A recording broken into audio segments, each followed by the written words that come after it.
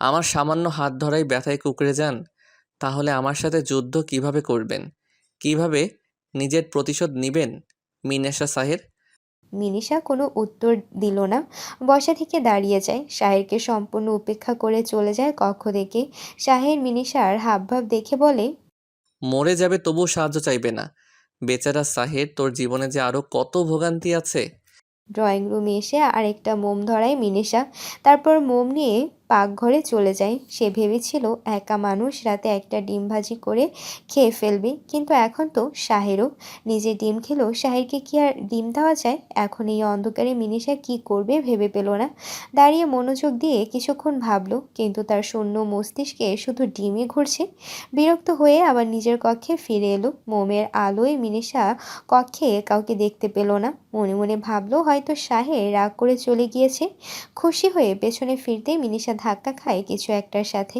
ভালোভাবে খেয়াল করে দেখে এটা আর কিছুই না, শাহেরই। শাহের বাঁকা হেসে মিনিষার দিকে ঝুঁকে বলে, আমাকে খুঁজছিলেন মেহুনেশা? মিনিষা চটজলদি দিয়ে দূরে সরে যায়। অন্যদিকে তাকিয়ে বলে, আমার এখনো এমন দিন আসেনি যে আপনাকে খুঁজতে যাব। শীঘ্রই আসবে। আপনি কি যাবেন না? এতবার বলার পরও আপনি এখনো এখানে কি করছেন? শাহেরের আবারও বিছানায় যেয়ে শুয়ে পড়ে। মিনিষার কোলবালিশটা জড়িয়ে ধরতে ধরতে বলে, আজ রাত আমি এখানেই কাটাচ্ছি। কথা বুঝে শুনে বলছেন তো? অবশ্যই। যেহেতু বৃষ্টিও কমছে না, সেহেতু আমি এখান থেকে যাচ্ছিও না। মেহুনেশা, আজ আপনি চাইলে আমরা দ্বিতীয় বাসর মানাতে পারি। কেন নয়? ওই যে কোলবালিশটা দেখছেন না, ওইটার সাথেই মানান। কিন্তু কোলবালিশকে ছুলে তো আপনাকে ছোঁয়ার মতো ফিলিংস আসবে না। আর কোলবালিশ না তো আপনার মতো রিয়াকশন দিবে। মনে আছে না কি করেছিলেন? শাহের এইরকম নির্লজ্জ মার্কা কথা শুনে নিশ্চুপ হয়ে যায় মিনিষা। শাহেরের শেষের কথাগুলো যেন তার মাথার উপর দিয়ে গেল। মানুষ হঠাৎ করে এতটা বেশরম কিভাবে হতে পারে? মিনিষা আবারও পাকঘরে চলে যায়, দুইটা ডিম ভাজি করে আর ভাত রান্না করে। ব্যাস, এইটুকুই রাতের খাবার। পুনরায় কক্ষে এসে শাহেরকে বলে, এসেছেন যখন এখন খেতেও আসুন। আমার বাসায় যা যা আছে তা দিয়েই খেতে হবে কিন্তু। কোনো সমস্যা নেই। এতদিন পর আপনার সাথে খেতে পারবো, এই অনেক। কোনো রকম অন্ধকারের মধ্যে খাওয়া শেষ করে তারা দুজন। শাহের যেন আজ তৃপ্তি সহকারে খেতে পারল। একা একা খেতে খেতে সে বিষিয়ে উঠেছে। খাওয়া দাওয়ার পর্ব চুকিয়ে শাহের মিনিষার কক্ষে চলে যায়। মিনিষা সব গোছগাছ করে নিজেও কক্ষে যায়। কিছু প্রয়োজনীয় জিনিস নিয়ে আবার বের হতে হবে। বের হতে নিবে তখনই শাহের বলে, কোথায় যাচ্ছেন? মা বাবাদের কক্ষে যাচ্ছি। এখানে আপনি ফার্স্ট নাইট পালন করুন কোলবালিশকে নিয়ে। বাহ, ইংরেজিও বলতে পারেন নাকি? চোখ গরম করে মিনিষা শাহের পানে তাকায়। শাহের মেকি হেসে অন্যদিকে মাথা ঘুরিয়ে ফেলে। মিনিষা আবারও যেতে নাই, কিন্তু শাহের ডাক দেয় তাকে। বিরক্ত হয়ে মিনিষা জিজ্ঞেস করে, সমস্যা কি আপনার? এখানে আসুন মেহুনেশা। আজ আপনার থেকে আমি 6 বছর আগের সকল কাহিনী শুনতে চাই। আমি বলতে ইচ্ছুক না। কেন আপনি আমার কষ্ট বাড়াতে লেগে পড়েছেন? শাহের বিছানা ছেড়ে মিনিষার সম্মুখে নিয়ে এসে দাঁড়ায়। ধীর কণ্ঠে বলে, আমি আয়েশির থেকে অর্ধেকটা জেনেছি। বাকিটা আপনার মুখ থেকে শুনতে চাই। প্লিজ বলুন আমাকে সবটা। যে দোষ না করেও আমি দোষী, সেই দোষটার আসল কাহিনী তো আমার শোনার অধিকার আছে। নরম হয়ে আসে মিনিষা। চোখ বন্ধ করে বড় একটা নিঃশ্বাস নেয়। আজও বাহিরে ঝড়, একদম সেই দিন রাতেরই মতোই। শাহের মিনিষার হাত ধরে বিছানায় নিয়ে বসায়। সেও মিনিষার পাশে বসে পড়ে। মিনিষার হাতের মোমটা টেবিলে রাখে। শাহের জিজ্ঞাসু দৃষ্টিতে মিনিষার দিকে তাকায়। মিনিষা সেই দিনের সকল ঘটনা শাহেরকে বলতে থাকে। কথা বলার মধ্যে মধ্যে তার গলা ধরে এসেছিল। অনেক কষ্টে নিজেকে সামলে সব কিছুই শাহেরকে বলে। শাহের করুণ চোখে মিনিষার দিকে তাকিয়ে সবটা শুনি। কি ভয়ঙ্কর লাগে সবটা শুনতে। না জানি মিনিষার কত কষ্টই না হয়েছিল সেদিন। মিনিষা সবটা বলে চুপ হয়ে যায়। শাহের জিজ্ঞেস করে, আপনি তাহলে মা বাবার কাছে কিভাবে পৌঁছালেন? কারা সাহায্য করেছিল আপনার? সেদিন রাতে আমাকে ঢাকার কোনো বড় রাস্তার কিনারে ফেলে দেওয়া হয়। ভাগ্যক্রমে ওই রাস্তার কিনারা দিয়ে এক দম্পতি যাচ্ছিল। লোকটার স্ত্রী গর্ভবতী ছিল। হঠাৎ নাকি তার স্ত্রীর বমি শুরু হয়। তো সে তার স্ত্রীর জন্য রাস্তার কিনারে গাড়ি থামায়। লোকটার স্ত্রী কিনারে যেয়ে বমি করার সময় আমাকে দেখে। তারপর সে তার স্বামীকে বলে, আমার নাকে হাত দিয়ে দেখে। আমার তখনও নিঃশ্বাস চলছিল। কই মাছের জান নিয়ে জন্মেছিলাম আমি। তারপর লোকটা আর তার স্ত্রী মিলে আমাকে ঢাকা সিটি হসপিটালে নিয়ে যায়। ডাক্তার আমাকে দেখে বলে আমি মারা যাইনি। পরে তারা আমাকে হসপিটালে অ্যাডমিট করে। লোকটা ও তার স্ত্রী আমার জন্য সৃষ্টিকর্তার দূত হয়ে এসেছিল। মিনিষা চোখ দিয়ে অশ্রু গড়িয়ে পড়তে শুরু করে, অথচ মুখের কোনো পরিবর্তন নেই। আগের মতোই চোয়াল শক্ত হয়ে আছে। চোখের সামনে ভেসে ওঠে সেই কালো অতীত। শাহেরও নিজের রাগ নিয়ন্ত্রণ করার জন্য হাত মুঠি করে রেখেছে। মিনিষা তারপর বলতে শুরু করে, পরের দিন সকালে বাবার প্রেশার বেড়ে গিয়েছিল, তাই তারাও হসপিটালে যায়। ডাক্তাররা আমাকে নিয়ে আলোচনা করছিল, তখন বাবা তাদের কথা শুনে ফেলে। মা বলে হয়তো অন্য কোনো মেয়ে, কিন্তু বাবা অস্থির হয়ে আমাকে একটিবার দেখতে চায়। পরে ডাক্তার আর ওই যে লোকটা আমাকে নিয়ে এসেছিল তাদের থেকে অনুমতি নিয়ে বাবা আসে আমাকে দেখতে। হতবাক হয়ে যায় আমাকে দেখে। সেদিন নাকি বাবা আমাকে দেখে ভীষণ কেঁদেছিল, আবার খুশিও হয়েছিল এত বছর পর তার আদরের মেয়েকে পেয়ে। পরে আমি সুস্থ হলাম, আমাকে নিয়ে আসা হলো এই বাসায়। বাবা আমাকে একটা প্রশ্নও করেনি আমার অতীত সম্বন্ধে। এত বছর পর যে কোথায় ছিলাম একবারও জহুরি করে জিজ্ঞেস করেনি। 1 বছর লাগিয়ে অনেক যত্ন করে আমাকে সুস্থ করে। তারপর কলেজে ভর্তি হই, সুন্দর মতো কলেজ স্টাডি শেষ করি। তারপর মেডিকেল কলেজে ভর্তি করলো বাবা। প্রথম বর্ষের ফাইনাল পরীক্ষায় অসুস্থ হওয়ার কারণে ফেল করলাম। তারপর সুস্থ হয়ে হার মানলাম না, আবারও প্রথম বর্ষেই ভর্তি হলাম। আল্লাহর রহমতে এবার ক্লাসের সব স্টুডেন্টদের মধ্যে আমি সবচেয়ে ভালো করলাম। এভাবেই চলছিল আমার জীবন। এখন আপনি এসে সব নষ্ট করে দিলেন। আমি নষ্ট না, আমি সাজাতে এলাম আপনার বাকি জীবন। তাবাসসুমের সাথে তাহলে আপনার কয় বছর ধরে বন্ধুত্ব? 5 বছর। আমি যখন ইন্টারে ভর্তি হই তখন থেকে ও আমার ফ্রেন্ড। 2 বছরে ওর সাথে আমার আত্মার সম্পর্ক হয়ে যায়। তারপর মেডিকেল কলেজে ও একসাথে ভর্তি হই।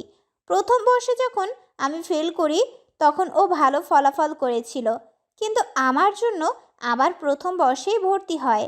তারপর একসাথে আরও 3টা বছর কাটাই। তাহলে এবার আমার কাহিনী শুনুন। তারপর আপনি ঠান্ডা মস্তিষ্কে ভাবেন আমাকে একটা সুযোগ দিবেন নাকি না। বলুন। সেদিন রাত 10টায় বাসায় ফিরি আমি। এতদিন পর আপনাকে দেখব ভেবে খুশি হয়ে বাড়িতে পা রাখি। অন্দরমহলে ঢোকার সাথে সাথেই আমি বিশাল বড় একটা ধাক্কা খাই। দেখি সন্ধ্যা শ্রিয়া সোফায় বসে আছে। আমাকে দেখে ন্যাকা কান্না শুরু করে। পরে রাইসাব আনসারি আর আইসিও আসে। রাইসাব আনসারি আমাকে বলে আমার বউ পালিয়ে গিয়েছে। আমার এক বিন্দু পরিমাণও বিশ্বাস হয়নি তার কথায়। তাও মাথা ঠান্ডা করে নিজের কক্ষে চলে যাই। আপনাকে ছাড়া কেমন যেন শূন্য শূন্য লাগছিল। মনে মনে ভাবি কোনো রকম রাত পার করে সকালে আপনাকে খোঁজার মিশনে নামব। সকালে নাস্তা দিতে এসে আয়েশি আমার হাতে একটা পাত্র ধরিয়ে দেয়। সেখানে আপনার সাথে যা যা হয়েছে সব লেখা ছিল। রাগ মাথায় উঠে গেল আমার। চিৎকার করে বেরিয়ে এলাম নিজের কক্ষ থেকে। সন্ধ্যা শ্রিয়া আর রাইসাব আনসারি আমাকে দেখে অবাক হয়েছিল। আমি কিছু না বলে রাইসাব আনসারির শার্টের কলার চেপে ধরি। নোংরা ভাষায় গালিগালাজ করি। পাগলদের মতো অবস্থা আমার। সন্ধ্যা শ্রিয়ার মধ্যে আসলে ওকেও 2টা থাপ্পড় মারি। মিনিষা অবাক হয়ে শাহেরের কথা শুনছে। সত্যি যে শাহের এত কিছু করেছে তার জানা ছিল না। শাহের পুনরায় বলতে শুরু করে, সেদিন আমার এই পাগলামি করায় আমার সবচেয়ে বড় ভুল হয়েছিল। রাইসাব আনসারি ছিল ভীষণ চতুর। সন্ধ্যা শ্রিয়া ইচ্ছে করে চিৎকার করে কাঁদতে থাকে। আশেপাশের বাড়ির মানুষ জমা হয় আমাদের বাসায়। সন্ধ্যা শ্রিয়া তাদের ইমোশনাল হয়ে বলে কাল রাতে আমার বউ পালিয়ে গিয়েছে। সেই শোকে আমি মানসিকভাবে অসুস্থ হয়ে পড়েছি। রাইসাব আনসারিও ইমোশনাল হওয়ার নাটক করে, কিন্তু আমি জ্ঞানশূন্য হয়ে গ্রামের মানুষদের সামনেই তাদের ওপর আক্রমণ করি। শেষে গ্রামের মানুষ আমার কাণ্ড দেখে আমাকে গ্রাম থেকে বের করে দেয়। ছন্নছাড়া হয়ে সব জায়গায় ঘুরতে থাকি আমি। মনে মনে ভেবেছিলাম হয়তো আপনাকে পেয়ে যাব। দিয়ারা যখন সব জানতে পারে তখন ওরা সবাই আমাকে ধরে ঢাকার বাসায় নিয়ে যায়। অনেক বোঝায় আমাকে, কিন্তু আমি কিছুই বুঝি না। পাগল হয়ে রাস্তায় রাস্তায় ঘুরি। জানেন মিনেশা, বাংলাদেশে যত ধরনের নেশা আছে সব টেস্ট করা শেষ আমার, তবুও আপনার নেশা কাটাতে পারিনি। নেশা করেছিলেন? হুম, মদ, গাঁজা, ইয়াবা, আফিম, ফেনসিডিল, হেরোইন, মরফিন, কোকেন সব টেস্ট করেছি। একটা নেশাও আমাকে কাবু করতে পারিনি, কারণ আমি যে মেহুনেশা আসক্ত ছিলাম। ছি। তো তারপর দিয়া আর আরিফ মিলে আমাকে কড়া শাসন করা শুরু করলো। ওরা আমাকে ওয়াদা করলো যেভাবেই হোক আপনাকে খুঁজে দিবে। আমি এখন নিজের স্টাডি শুরু করি। ওরা যে কোনো মূল্যে মিনেশাকে খুঁজে দিবে। পরে আমি বাধ্য হয়ে ওদের কথা মানি। 1 বছর তো নেশাখোর হয়েই ঘুরি। তারপর থেকে পড়াশোনা চালু করি। যখন আপনার খোঁজ পেলাম তখন আমার আর মন টিকল না ওই কলেজে, তাই ইন্টার্নশিপের বাহানায় এসে পড়লাম আপনার কাছে। যেহেতু আপনাদের কলেজের প্রফেসর ছিল রাকিবের চাচা, তার জন্যেই আমার আর বেশি কষ্ট করতে হয়নি। অনেক সহজেই তিনি রাজি হয়ে যান। আপনি তাহলে থাকেন কোথায়? 6 বছর ধরে রাকিবদের বাড়িতে ভাড়া থাকি। জানেন, একটা 2 রুমের ফ্ল্যাটে সম্পূর্ণ একা থাকি আমি। নিজের সব কাজ নিজেই করি। এখন তো অভ্যাসই হয়ে গিয়েছে। মিনিষা আবার চুপ হয়ে গেল। এবার সাইরও কিছু বলার খুঁজে পেল না। দুজনেই কিছুক্ষণ নীরবতা পালন করলো। বাহিরে ঝড়ের শো শো আওয়াজ ভেসে এলো তাদের কানে। মিনিষা মাথা নিচু করে বসে রইল। সাহির শান্ত কণ্ঠে মিনিষাকে বলে, বিশ্বাস করুন মিনেশা, আমার কোনো দোষ ছিল না। আপনি যেমন নিজের সন্তানকে হারিয়েছেন, আমিও আমার সন্তানকে হারিয়েছি। আর আমি শুধু সন্তান না, আপনাকেও প্রায় হারিয়ে ফেলছিলাম। এই 6 বছর আমি যে কিভাবে পার করেছি এটা যদি আপনাকে একটু বোঝাতে পারতাম। আপনার শরীরে রায়সাব আনসারির রক্ত বহমান। আপনি যে তার মতো হবেন না এটার কোনো গ্যারান্টি আছে? আর আমার আপনার মুখ দেখলেই রায়সাব আনসারির কথা মনে পড়ে যায়। মনে পড়ে যায় আমার খারাপ অতীতের কথা। আপনার এখন একটাই সমস্যা, সেটা হলো আমিও রাইসাব আনসারির মতো হব, রাইট? ঠিক আছে, আপনি আমাকে সময় দিন কিছুদিন। আমি আমার কাজের মাধ্যমে প্রকাশ করব আমার জন্য আপনি আসলে কি। আপনি আমার হয়ে থাকলে আমার আর কাউকে লাগছে না। ঠিক আছে, দিলাম। তবে শুধু এখন ভালো সেজে পরে নিজের আসল রূপে আসবেন এমনটা যেন না হয়। অনেক ধন্যবাদ। এবার আপনি শুধু দেখুন আমি কিভাবে আপনার কাছে নিজেকে উপস্থাপন করি। আবারও নিশ্চুপ হয়ে যায় দুইজন। শাহের খুশিতে আত্মহারা হয়ে কিছু বলতেও পারছে না। প্রেমিক পুরুষ বুঝি এইরকমই হয়। মিনিষা একটু কাশি দিয়ে গম্ভীর কণ্ঠে শাহেরকে বলে, ঠিক আছে, আপনি এখানে ঘুমান। আমি আমার বাবা মায়ের কক্ষে যাচ্ছি। কেন, আপনিও এখানে ঘুমাবেন? আপনার সাথে আমি কেন ঘুমাতে যাব, অসভ্য নোংরা লোক? এখন পর্যন্ত কিন্তু আমি কোনো অসভ্যতামি করিনি, তাই ভুলেও আমাকে অসভ্য উপাধি দিবেন না। পরে রাগের বশে সত্যি সত্যি অসভ্য কাজ করে ফেলবো। মিনিষা শাহেরের কথার আগা মাথাও বুঝল না। ভ্রুকুচকে শাহেরের দিকে তাকিয়ে জিজ্ঞেস করে, ওয়েট, অসভ্য কাজ আবার কি? এইরকম আজব কথা আপনি কার থেকে শিখলেন? যে সকল কাজকে মানুষ ইংরেজি ভাষায় রোম্যান্স বলে, সেই সকল কাজকে বাংলা ভাষায় অসভ্য কাজ বলে। কি তাজ্জব কথাবার্তা! মিনিষা আর একটি কথাও বলল না। প্রয়োজনীয় জিনিস নিয়ে বেরিয়ে যায় কক্ষ থেকে। অন্য কক্ষে এসে দরজা লাগিয়ে বিছানায় গা এলিয়ে দেয় মিনিষা। হঠাৎ তার মনে পড়ে সে ইয়ারফোন আনেনি। বিরক্ত হয়ে শোয়া থেকে উঠে বসে মিনিষা নিজের কক্ষে এসে আরেক দফা আশ্চর্য হয়। সাহের তার ফোনের লাইট জ্বালিয়ে মিনিষার কাবাডে কি যেন খুঁজছে। মিনিষা তাড়াহুড়া করে কক্ষে ঢুকে সাহেরকে জিজ্ঞেস করে, কি খুঁজছেন এভাবে? আপনি কত দায়িত্বহীন! এই ঠান্ডা ঠান্ডা আবহাওয়ায় নিজেকে তো দিতে পারবেন না, অন্তত একটা চাদর তো দিয়ে যাবেন নাকি? কিছু না, সে নিজেই ঘুমাতে চলে গিয়েছে। আপনি আমাকে বললেই তো পারতেন এখানে কাঁথা নেই, আমার জামা এখানে। মিনিষা আবার বিছানার দিকে তাকালো। শাহিন মিনিষার জামা দিয়ে বিছানা এলোমেলো করে রেখেছে। মিনিষা রেগে মেগে লাল হয়ে যায়। শাহিন মিনিষাকে দেখে বলে, আপনি কাঁথা খুঁজে দিন, আমি রাখছি এইসব গুছিয়ে। মিনিষা এখনো আগের মতো দাঁড়িয়ে শাহেরের কাণ্ড দেখছে। শাহের বিছানা থেকে এক এক করে সকল জামা নিয়ে কাবাডে রাখে। মিনিষাও আর রাগ দেখালো না, বিছানা গুছিয়ে দিতে লাগলো। হঠাৎ শাহের নিজের হাতে মিনিষার অত্যাধিক গোপন পোশাক দেখে একটু দুষ্টু হাসি দেয়। অভিনয় করে মিনিষাকে উদ্দেশ্য করে বলে, বাহ, আগের থেকে সাইজ বড় হয়েছে দেখি। মিনিষা শাহিরের হাতের দিকে তাকাতে শরমে প্রায় মরে যাবে এমন অবস্থা। দ্রুত বিছানা থেকে নেমে ওইটা কাবাটে রেখে দেয়। শাহের পেটে হাত দিয়ে হাসতে হাসতে বিছানায় গড়াগড়ি খায়। মিনিষা দ্রুত কাঁথা বের করে শাহের মুখের দিকে ছুঁড়ে মারে, তারপর বেরিয়ে যায় কক্ষ থেকে। চকচকে সূর্যের আলো মুখে পড়তে ঘুম ভেঙে যায় মিনিষার। চোখ খুলে আশেপাশে তাকায়। এক এক করে মনে পড়তে থাকে কাল রাতের সকল ঘটনা। ওপর থেকে কাঁথা সরিয়ে নেমে যায় বিছানা থেকে। দরজা খুলে বেরিয়ে আসে বাহিরে। নিজের কক্ষে যেয়ে দেখে কেউ নেই। বিছানা থেকে শুরু করে নিচ পর্যন্ত গোছানো। মিনিষা অবাক হয় বটে। বিছানার কিনারে ছোট টেবিলের উপর একটা চিরকুট। চিরকুটটা হাতে নিতে মিনিষা দুই ঠোঁট প্রসারিত হয়। শুভ সকাল প্রিয় মেহুনেশা, আমি চলে যাচ্ছি। কিছুক্ষণ পর কলেজে দেখা হবে।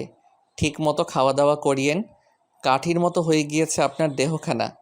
দ্বিতীয়বার যখন আসব তখন যাতে আরও স্বাস্থ্যবান দেখি। আল্লাহ হাফেজ। ইতি আপনার প্রিয় একমাত্র স্বামী।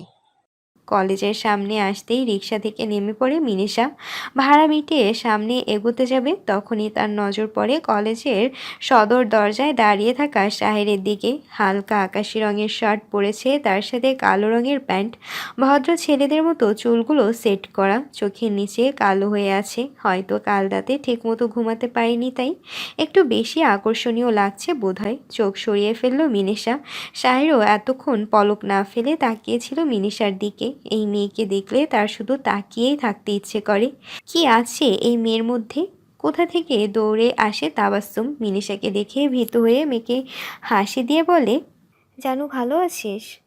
মিনিষা গরম চোখে তাবাস্সুমের দিকে তাকায়। পায়ের জুতা খুলতে নিলেই তাবাস্সুম দূরে সরে যায়। ভীত কণ্ঠে বলে, দোস্ত দোস্ত, এবার মতো মাফ করে দে। কসম, এই জীবনের কাউকে তোর বাসার অ্যাড্রেস দিমু না। তুই আমার সাথে আর কথা বলবি না বলে দিলাম। মিনিষার সামনে এগোতে থাকে। তাবাস্সুম মিনিষার পেছন পেছন যেতে যেতে বলে, দোস্ত জানো, মাফ করে দে না। আচ্ছা মাফ করিস না, বল না কাল রাত কেমন কাটলো? মিনিষা কিছু বলে না, অ্যাটিটিউড নিয়ে শাহিরের সামনে দিয়ে ভেতরে চলে যায়। তাবাস্সুমকে দেখে শাহির হালকা হাসে। তাবাস্সুম কাঁদো কাঁদো চেহারা করে মিনিষার সাথে ভেতরে চলে যায়। জায়গায় কাদা পানি জমে আছে। মিনিষার নাক ছিটকায় সেই সব দেখে। ধীরে ধীরে হেঁটে ক্লাসরুমে যাচ্ছিল, তখনই তার ধাক্কা লাগে রূপসার সাথে। রূপসা একটু ওভার অ্যাক্টিং করে বলে, চোখ কি হাতে নিয়ে চলাফেরা করো? মিনিষা শান্ত দৃষ্টিতে রূপসাকে পরোক্ষ করে। সব সময়ের মতো আজও ভীষণ সেজেগুজে এসেছে সে। হয়তো তার সাজসজ্জা একটু বেশিই পছন্দ। তাবাস্সুম রূপসাকে দেখে পেছন থেকে চেঁচিয়ে বলে, মিনিষা না হয় চোখ হাতে নিয়ে ঘোরে, আপনি কি তাহলে চোখ বন্ধ করে হাঁটেন? তোমাদের সাহস কত বড়, জুনিয়র হয়ে সিনিয়রদের সাথে এভাবে কথা বলো? তাবাস্সুম কঠিন কিছু বলার জন্য মুখ খুলবে তার আগে মিনিষা তাকে চোখের ইশারায় চুপ থাকতে বলে। তারপর নরম কণ্ঠে মিনিষা রূপসাকে বলে, দুঃখিত আপু, আমি খেয়াল করিনি। তাবাস্সুম ভড়কে যায় মিনিষার কথা শুনে। মিনিষা অকারণেই কাউকে সরি বলে না। সেই মিনিষা নাকি এত ভালোভাবে ক্ষমা চাচ্ছে। মিনিষা ক্লাসের ভিতরে চলে যেতে নেয়। রূপসা মিনিষাকে দাঁড়াতে বলে। হিংসা ভরা চাহনি দিয়ে মিনিষাকে পরোক্ষ করে। তুমি সেকেন্ড ইয়ারের মিনেশা না? জি। তুমি নিশানকে মেরেছিলে? শুধু একটু মেরেছি, একেবারেই মেরে ফেলিনি। তোমাকে দেখলে বোঝার উপায় নেই যে তুমি এত ঝগড়াটে মেয়ে। আমি শুধু ঝগড়াটে মেয়ে নই, ভয়ঙ্কর মেয়ে আমি। সাংঘাতিক। মিনিষা চলে যায় ক্লাসে। তাবাস্সুমও মিনিষার পেছনে চলে যায়। সুন্দর মতো প্রত্যেকটি ক্লাস মনোযোগ দিয়ে অ্যাটেন্ড করে। আজ প্র্যাকটিক্যাল ক্লাসের জন্য অন্য কক্ষে যেতে হবে। মিনিষা তাবাসসুম সহ সকলেই হাঁটা ধরে প্র্যাকটিক্যাল ক্লাসে যাওয়ার উদ্দেশ্যে। মিনিষা এক মনে কিছু একটা ভাবছে আর হাঁটছে। তখনই পেছন থেকে কারো ডাকে থেমে যায় মিনিষা। পেছন ফিরে দেখে আতিফ স্যার দাঁড়িয়ে আছে। মিনিষা নর্মালভাবে দাঁড়িয়ে থাকলেও তাবাসসুম বিরক্ত হলো তাকে দেখে।